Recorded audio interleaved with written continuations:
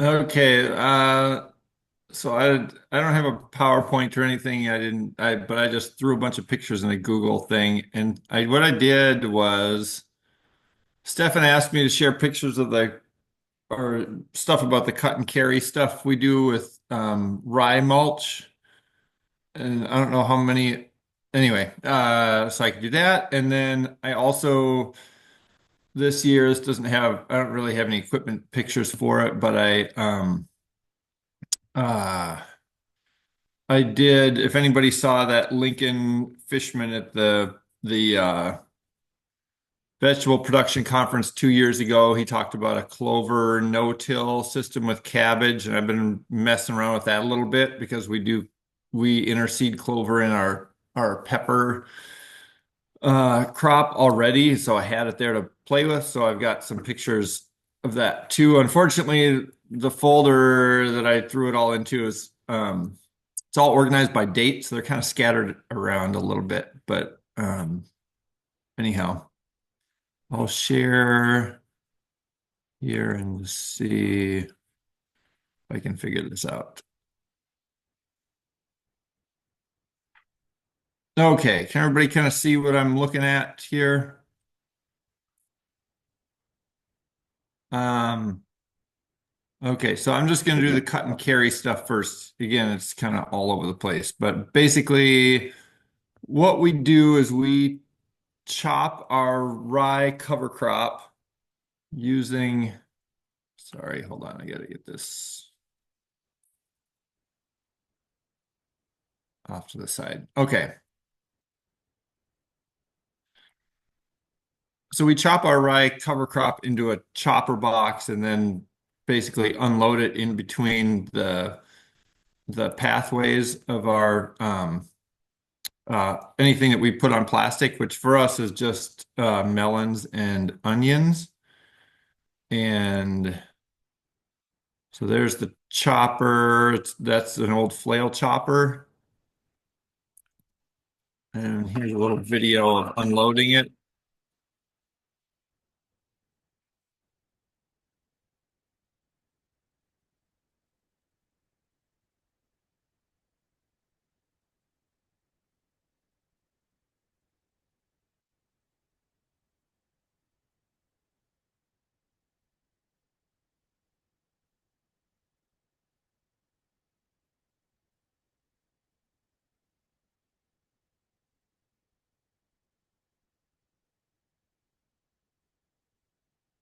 Um,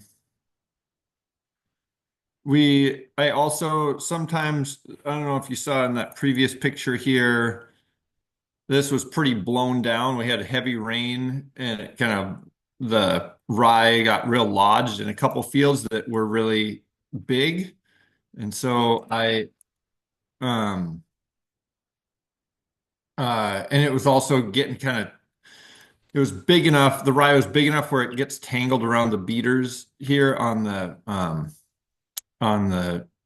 chopper box. And so I found that if I went with the flail mower, I just open the back up so that when it just basically chops it and puts it right back on the ground. And then I have a different chopper with a pickup head. Then I could go through and that would re-chop it a little bit finer, and then it was less likely to get tangled up around the beaters.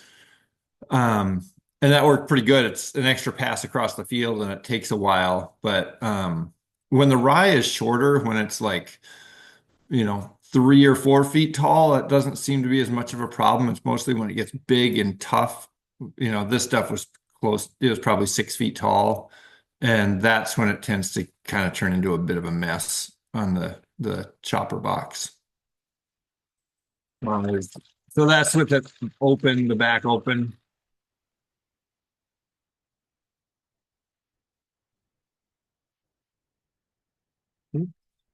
Uh, there. So that works pretty good. The other thing that I do is I just bale that when I green chop it like that, leave it on the ground, then I rake it and bale it, and it basically just takes a day to dry. It's really fast to dry out.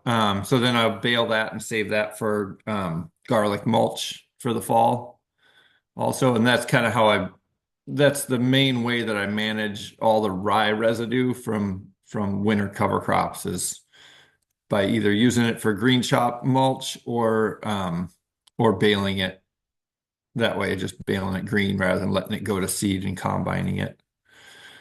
Let's see. So that's, I think, let me see here. Those are all my cut and carry pictures. I guess there's this one too. Do the same thing in the tomato crop. We mulch right around the plants.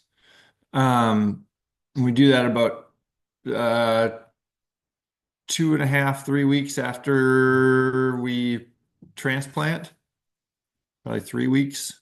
So I'll go through and cultivate a couple times, and then we mulch the plants right around the plants, and then I spread uh, um, white Dutch in the pathways. So what I usually do is I'll spread the white Dutch. I did this just before we applied the mulch, and that way all the traffic kind of packs it in and helps get it established. And I think got a picture of what that looks like in the fall here. So this picture I took just a couple days ago. So this is the tomatoes. You see where the mulch was. And I was doing this late. This was, very end of June. So you can see there was a little bit of viable seed on there, but it didn't cause an issue for us. Yeah, and then this field will just stay there all next year. It'll be out of the rotation. And the clover basically just kind of grows into the mulch there.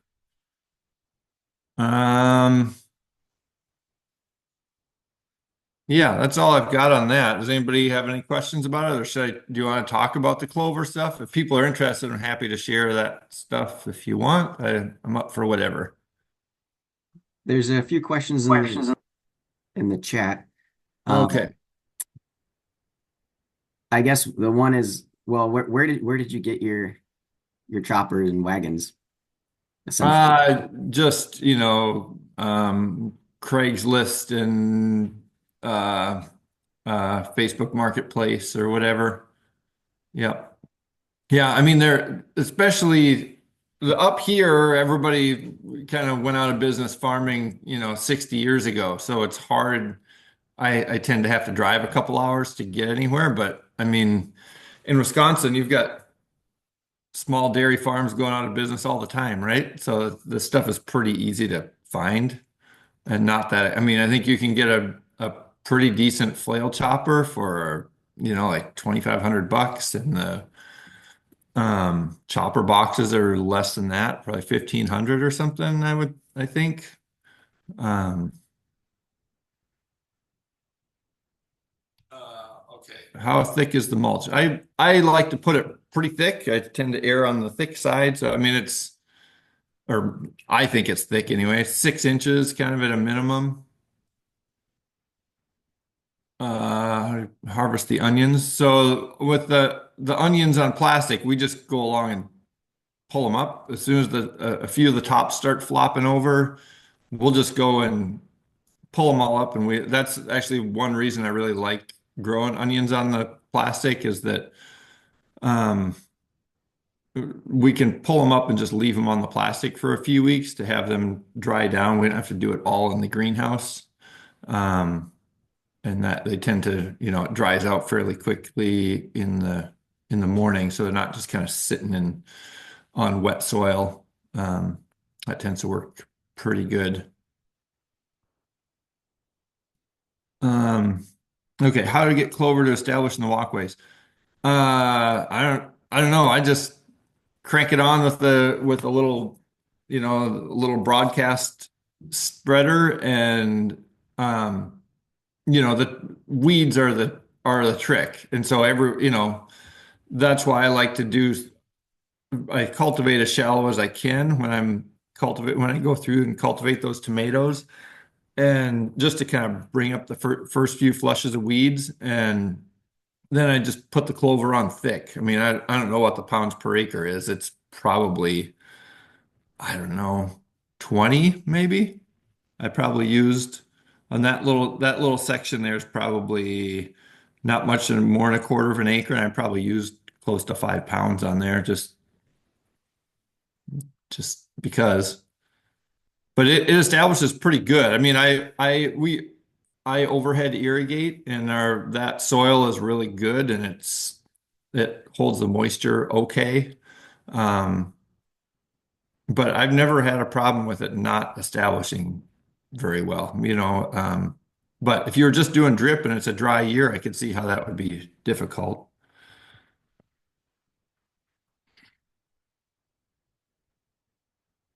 Did I get all the questions there? I think so. I think Yeah. Carl, you've got your hand raised. You have a question you want to unmute? No. Yeah, hi, Carl Hawkinson here. Thanks, Janaki. I was at your farm a few years back with an extension tour and was really excited about the what you just said about having enough acres to leave cover crops for a year and not have any vegetables. Um, what what kind of fertility and pest control benefits do you see from doing that? Um, well, mostly it just, I never wanted to. I'm always trying to make sure that I'm not following. I guess I don't really follow crop families. I never have, but the rotation used to get really complicated where I'm trying to manage around crops that are sharing different diseases, and sometimes they're in the same crop family, and sometimes they aren't exactly. And um, mostly it just makes the rotation a lot simpler to plan because I know I have a year off built in between all the time, and then ideally, what I'm shooting for is to have uh 4 years in between crop families. And so that way I only have to think about really one rotation's worth because the other 2 years are in a cover crop. So that's the main benefit that I've seen about it because I just haven't we don't anyway, I guess that's the main benefit is I just don't have to think about it. Thanks. I was curious also about the fertility benefits, nitrogen fixing, clover, and that Oh, type of thing. yeah, for sure. Yeah, it's much easier to make sure I've got a healthy amount of cover crops in the rotation, and the soil definitely holds up a lot better because I'm not beating the heck out of it, and I'm able to put a lot of organic matter back into it.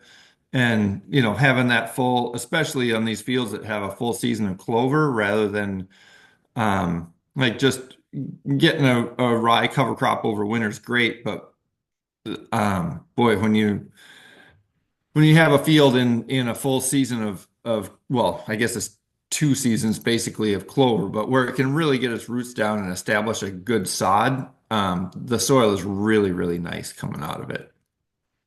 Mhm. And I don't, I know I probably should be budgeting, nitrogen credits and all that stuff when I'm planning what I'm putting on for fertility, but I usually don't. I just kind of do what I normally would do for whatever crop is following it.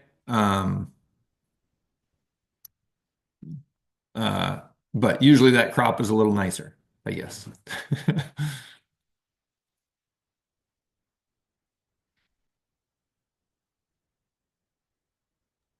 Janaki, is that a place where you feel like there could be better guides out there for how to figure out even roughly what the nitrogen credits might be from a stand of clover like that? Or do you tend to just say, well, maybe I don't need to put quite as much nitrogen on? Or do you just kind of, like you said, just go with what you normally do?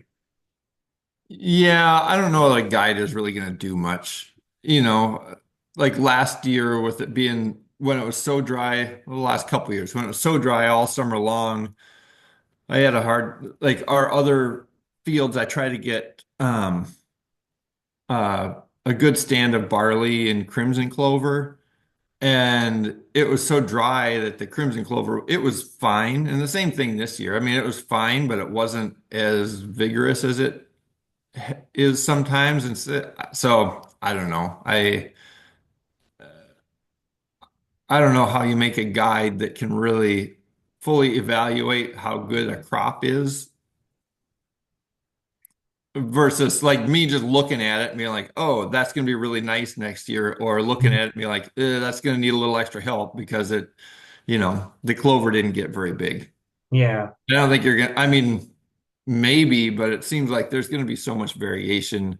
It's going to be hard to, if somebody would actually come out here and like do an analysis of a couple of like clover at a couple different stages that like over the course of a couple years, so we could actually see it and see what like to kind of calibrate my eye test. That would be really helpful, but like Mhm. a book, I don't know it's really that I'm going to trust it versus something I'm seeing like actually on the farm with my soil conditions or whatever. Hmm. There are some tools that people are working with to just take a photograph and then based on the amount of ground cover and the height of a cover crop, be Hmm. able to estimate the nitrogen from it. Uh-huh. And actually, as a little kind of sneak preview, we are going to have someone come on and talk about that sometime this winter. We're figuring out when she can Hmm. join us.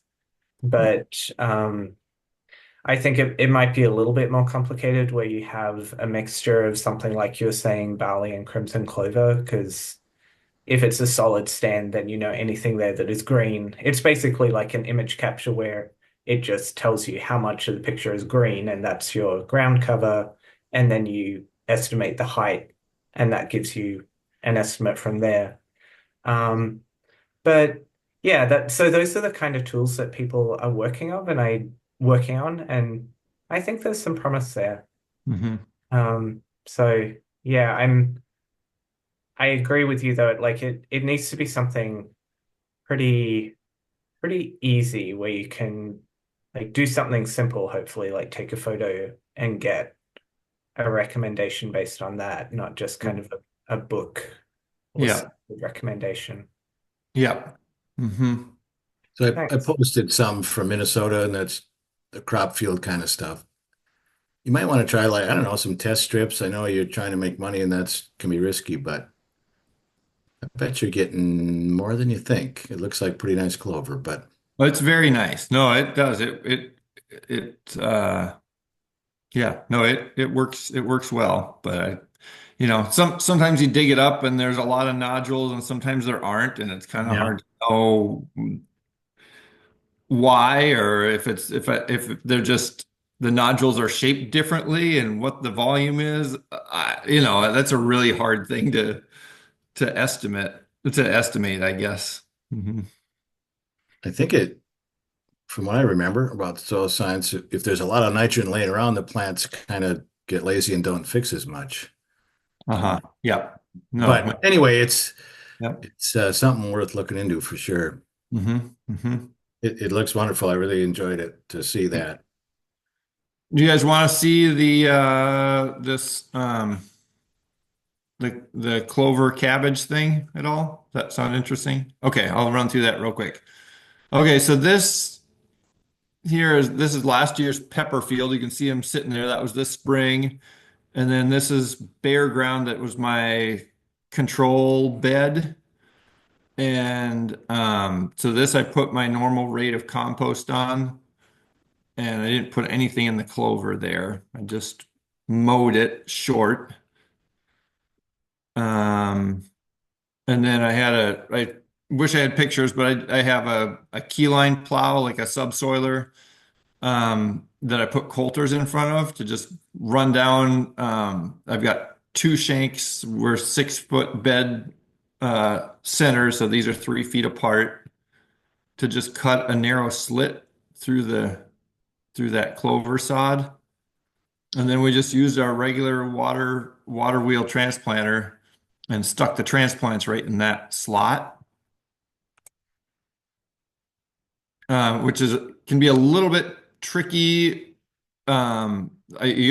I had to make sure not to go very deep with the subsoiler, or else they just kind of, there's no bottom to the hole. On the other hand, we had a ton of rain right after this, so it kind of filled in whatever gaps were there. But there they are, kind of tucked into the clover. This was, hold on, I scribbled down my dates here. So that was June 12th we planted. This, I believe, is the 17th. Um, and you see the clover's regrown a little bit. So I ran over it with I just used an electric push mower, just up and down it was real quick and easy to mow it short again to keep setting it back a little bit. And oh, and when I planted, I put, instead of the compost, I used, uh, chicken crumbles, the 432 crumbles or whatever, that should have given me roughly the same nitrogen rate as the compost. Um, okay, that's what I was saying about having them all mixed together here. And then in the meantime, there were a bunch of the transplants that died. So that was the big challenge. This is my second year doing it. Had different challenges last year, but this year that I don't know what the deal was, but they just kind of shriveled up and died. And I'm not sure what caused it. It did seem to be worse. I lost like 50% of them that were in. So I did two beds. One bed I did feather meal and potassium sulfate, and the other one I did the chicken crumbles. And the feather meal bed, I lost 50% of them. The the chicken manure, I lost 35% of them. And the bare ground, just, 95% survived. Pretty normal rate. Um, so that's what they looked like. I think this was the 19th of, no, I don't know what day this is. 4th of July, maybe? Or maybe it's the 24th. I suppose I could look that up somehow, but I don't know how. Anyway, they just kept on growing. This is the um the bare ground control bed. Oops. Okay. So then you can see I've mowed this again a little bit, and I've cultivated the control bed. But the plants that survived looked great. They did really good. Um, that says the season progresses there. So this is the control, and this is there was a period where the clover ones looked a little better than the control even. The control ended up doing better, like per plant. But I also tried sticking some broccoli in there and had the same problem with the transplants not surviving. I lost like 25% of them for some reason. So, um, and the broccoli got hit with slug damage worse. The cabbage did also had some slug damage, but it actually, and I was worried come harvest time because I hate having to putz around and peel cabbage as you go. I want to just be able to cut it and put it in the bin. But actually, it was mostly just on the leaves. The heads really didn't have damage from the slugs, so that was good. I unfortunately didn't take any pictures right when we harvested, so um, that's, I guess, about all I had. But they did, per head, the head size on the clover group was like 4 pounds a head, and the control was 6. But 4 is all I really want anyway. I don't really want 6 pound heads of cabbage. So if I wasn't doing this as an experiment, I would have just harvested the control group a little bit earlier. So if I can figure out what's going on with the transplant stuff, and I have a feeling it might be just because I was just using a scoop and sprinkling the fertilizer right down the row, that maybe it was just having it right next to the plants just kind of burned the roots or something and caused them to die off. So anyway, that might be what's going on because it wasn't worked in or anything. So I'm That's going to play around with that next something. year a little bit. That's something that Dylan Bruce has talked about with some of his experiments with no-till planting and especially this kind of thing where you're like cutting a really narrow trench to put them into, and yeah, just getting it so that they've got the nutrients there, but not so close that it's burning off the stem is something that he's had to kind of futz with a bit to get that to work well. Yeah. Yeah. Yeah, the what happened last year is when I I was going too fast when I mowed, and so I didn't beat the clover up quite enough, and we immediately put row cover on it because we that's what we do with all of our brassicas until beginning of, or very end of June. We're row covering for root maggot damage. And I took the cover off in 10 days and it was just I mean, it was an absolute jungle. The plants were just completely overwhelmed. And so I was really paranoid not to let the clover outcompete it this year. And so that's why I was wanting to get fertility on immediately. And I mowed it like crazy.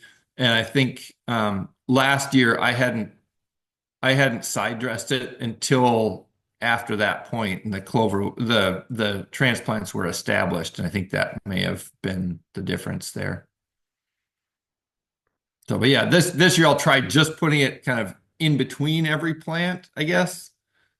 I don't want to put, I don't want to let the clover get the benefit of it. That's why I was having it right next to it because the clover is just, it's ready to just totally explode unless you keep beating it up. So anyway, it's a fun thing to play with. It wasn't, I wouldn't call it a success, but if I can figure out the transplant success rate, I think it'll be really nice. So anyway, that's all I got.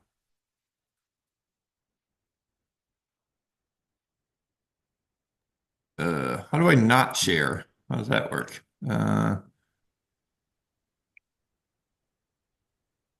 Oh, here we go. Got it. Awesome. Thanks, Janaki. That was really interesting. Um, yeah, let's just dive into the next topic. Rufus, you want to share a bit about your projects? Sure.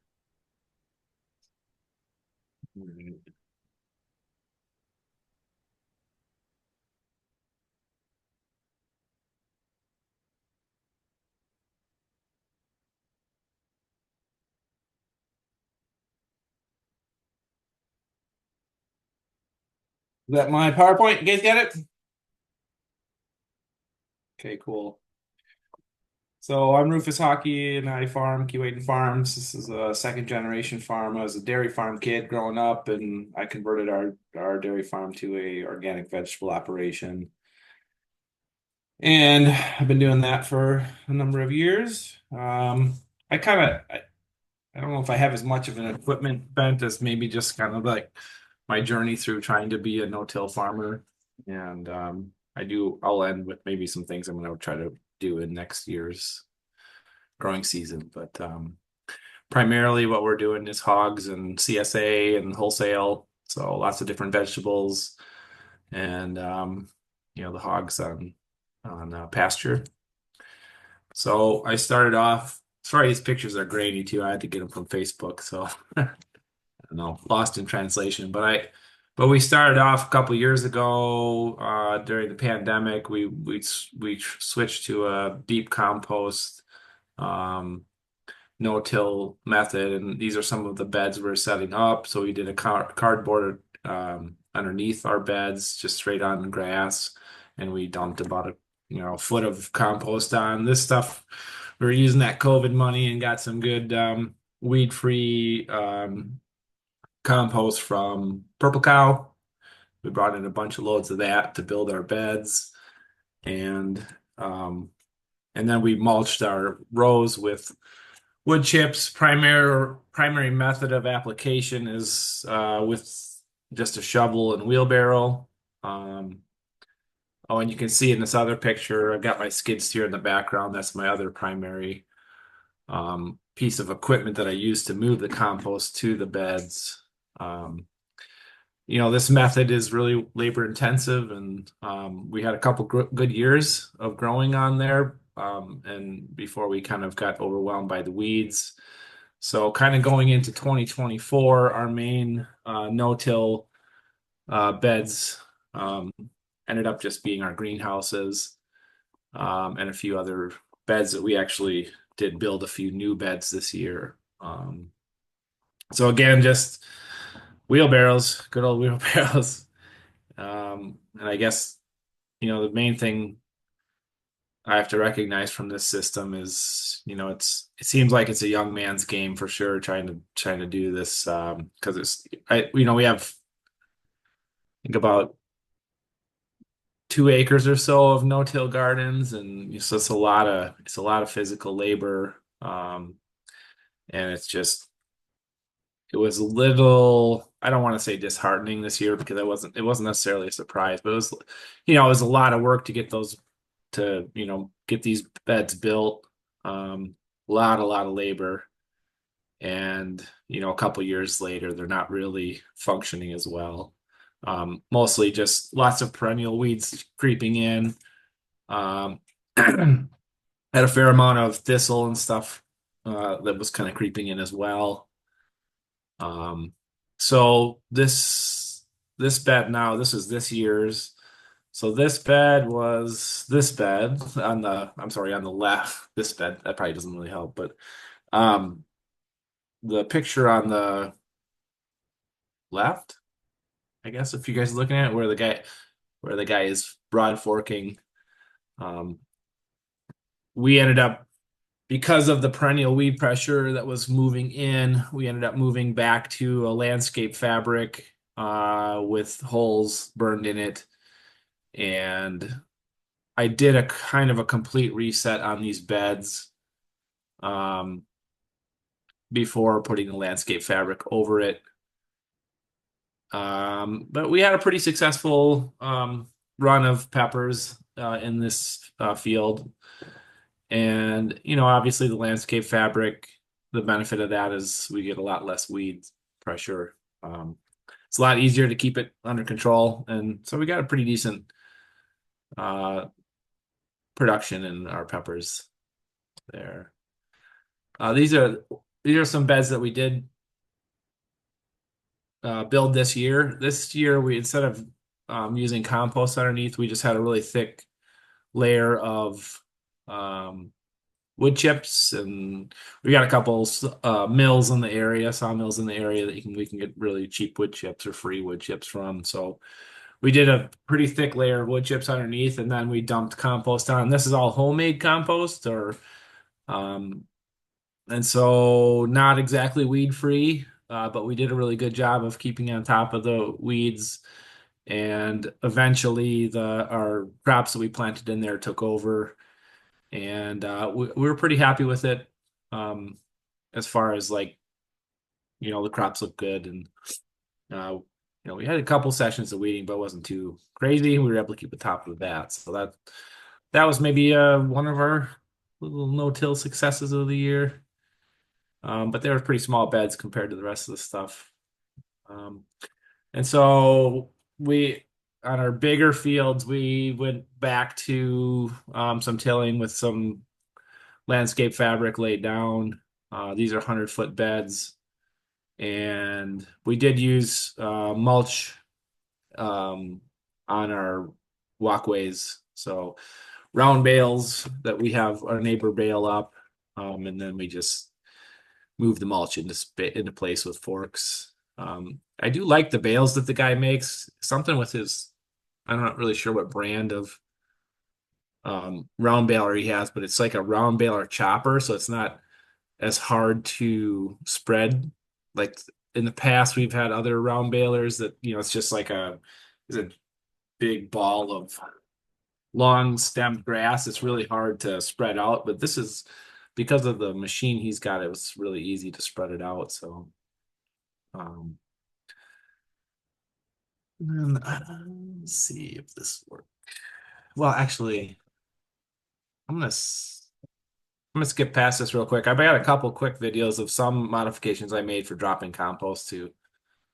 Um, so this is one of our fields that I'm working on maybe transferring this into a no-till field. So we had pigs in it last year in 2023, and you can see it's just a giant jumbled mess of grass and weeds.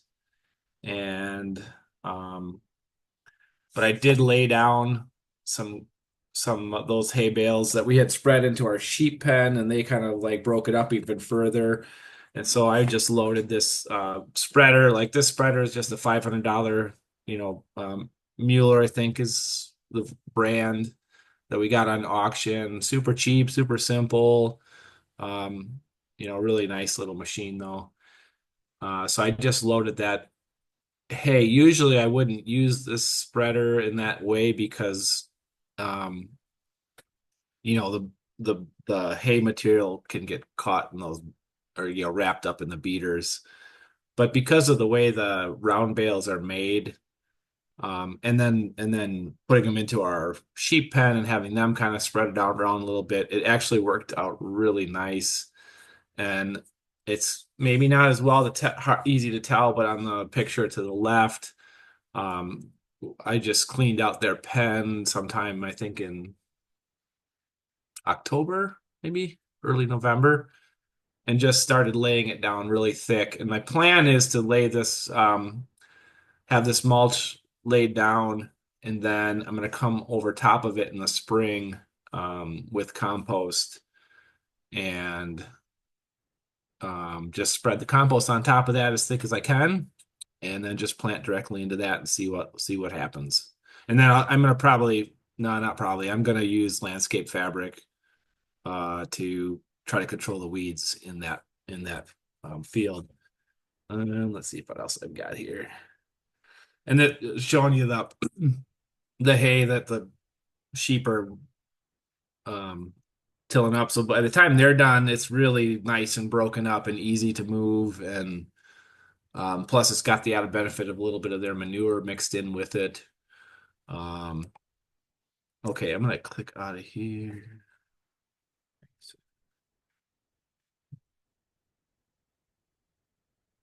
Let's see.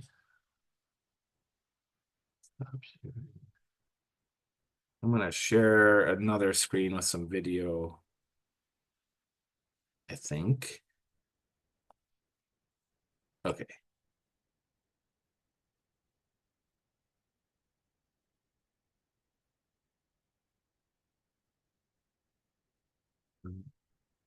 Can you see that screen with the video? Yeah, okay. So I just tried to capture um, how thick I put it on. And again, I'm just putting it right on I'm just putting it right on the grass.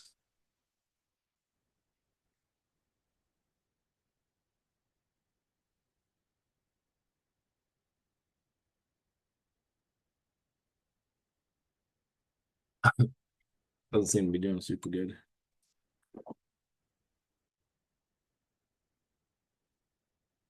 I'm just pulling it back to show you that the grass underneath is kind of dying back, as you'd imagine. And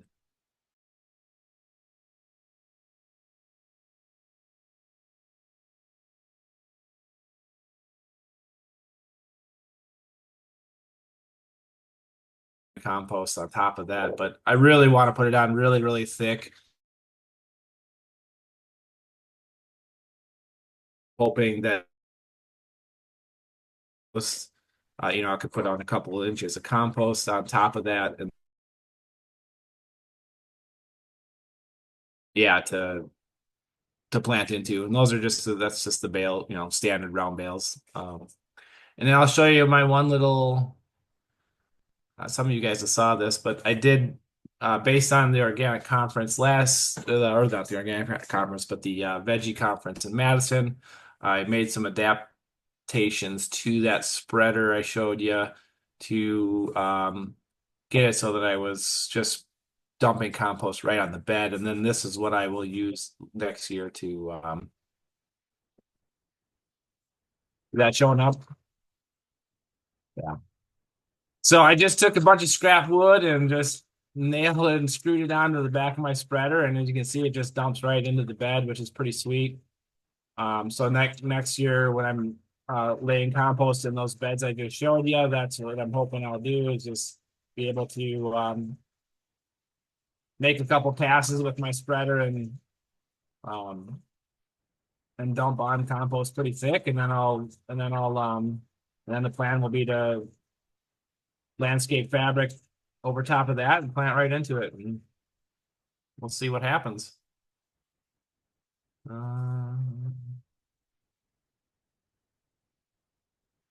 That's basically what I've got.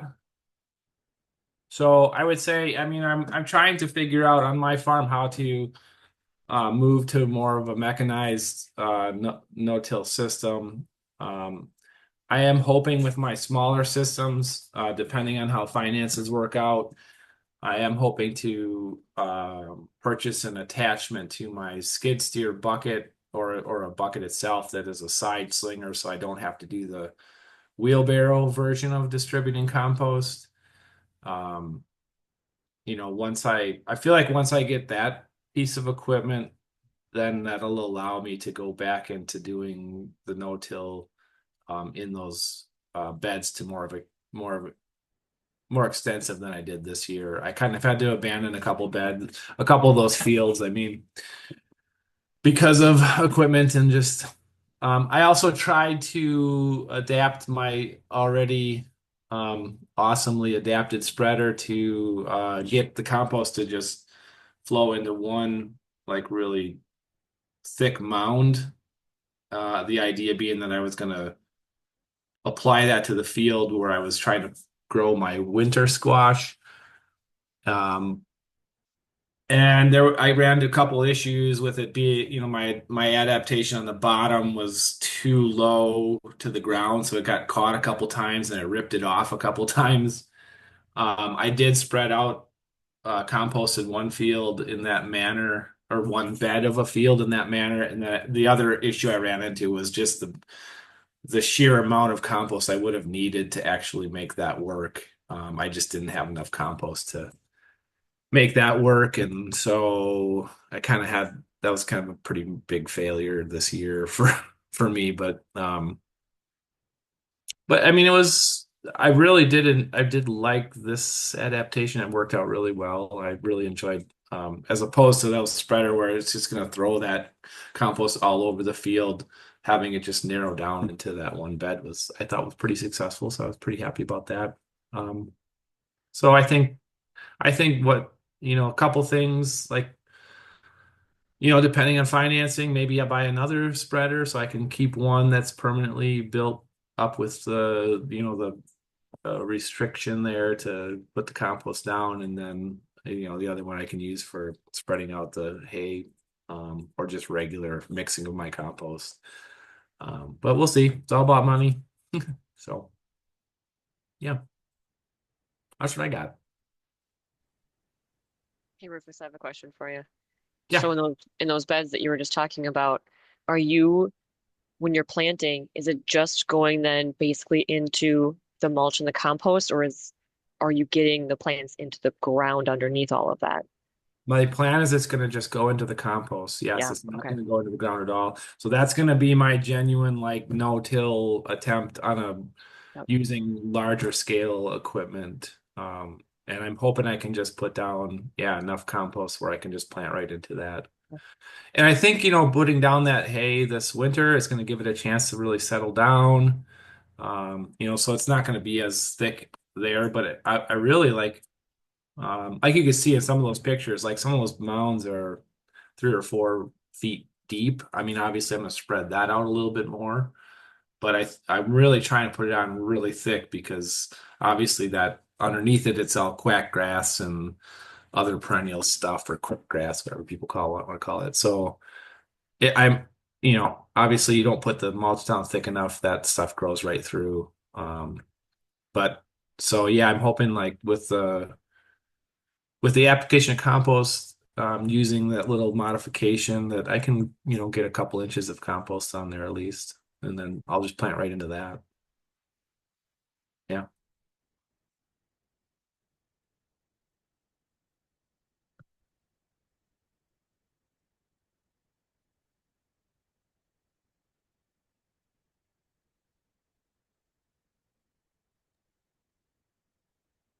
I have a question more for the whole group. I'm curious to know if other folks on this call are trying to grow their own mulch, um, to do a cut and carry, um, or trying to use mulch in those kinds of quantities that Rufus is putting on, where you're putting on like that kind of really thick layer.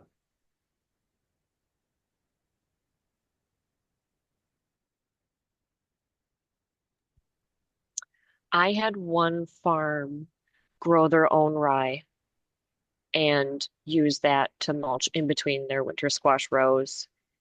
And I think it went okay. Um, I think it ended up being pretty weedy in the end. Um, so I'll be curious to see how he tries it again to see what he can do for improvement. Because it was just his first time. It was just like, I think I'm gonna try this, and just without much planning. So I'm sure he learned a lot. And yeah, so I hope he tries it again. Yeah, Jen, I think I'm really curious about that too, because I know in just sort of like in some of like the organic valley specs and conversations I've seen, the idea of growing onto something other than just raw dirt, it really helps the quality of the product. And so that's kind of my motivation, although I ended up not having success at all. So I don't know. Yeah, I don't know whether I'd like to figure out something. I mean, maybe that's the clover thing too. I don't know. But, Right, because it's so expensive to buy. And so if you could do it from your own farm and apply it, there's a big benefit there. Even if it ends up being kind of weedy, if it works enough where you don't have to spend the money to purchase it off your farm, it might still work enough. So for us, the reason ours doesn't end up weedy is because, um, well, so we're doing tillage on like that onion field it's not a no-till field. It's been tilled, and because we're in an every other year rotation, we don't have perennial weeds in there. I mean, I don't want any perennial weeds around. So I'm killing all the quackgrass and thistle and all that stuff. And so it only has to choke out annual weeds, and that's really pretty easy for mulch. It's real hard to not have quackgrass. I mean, quackgrass kind of likes mulch. It'll just kind of snake up through it, and it outcompetes everything else because it's the kind of the first thing through there. And so, that if perennial weeds were the issue, that's a different conversation than if you put 6 inches of mulch on, you should be able to keep your annual weeds out, I would think. I mean, it's always worked pretty well for us anyway. And but perennial weeds are an issue. So if primary tillage isn't where it needs to be, or you've got a different system there, that's going to be a challenge.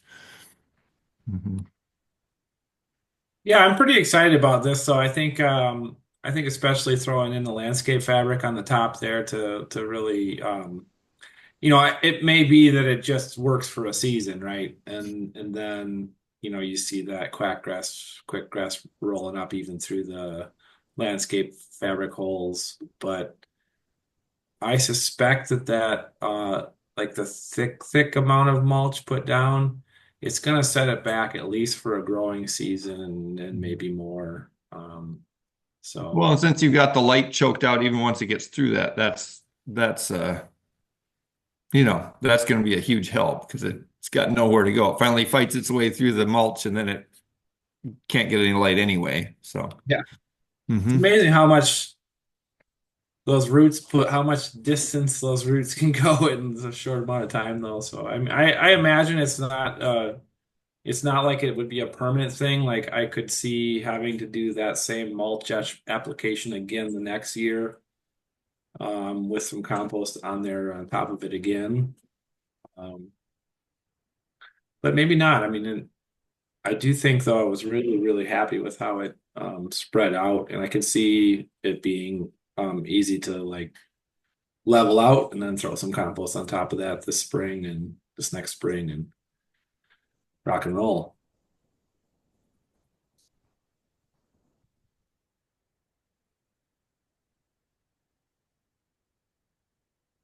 I think when it comes to like you know, practicing and trying to figure out this no-till thing, I think at least for my farm, I really enjoyed the deep mulch system in the beginning, and then you know, kind of the realities of it hit me over the years, and I think I'm still really fascinated and interested in the no-till stuff, and I just feel like I know we've talked about this quite a bit over the summer and you know maybe even last year, that just trying to figure out the way, you know, the equipment side of it is just where I have to go with it to be able to keep doing it.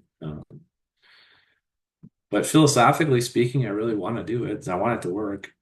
So I'm gonna keep on trying to figure it out.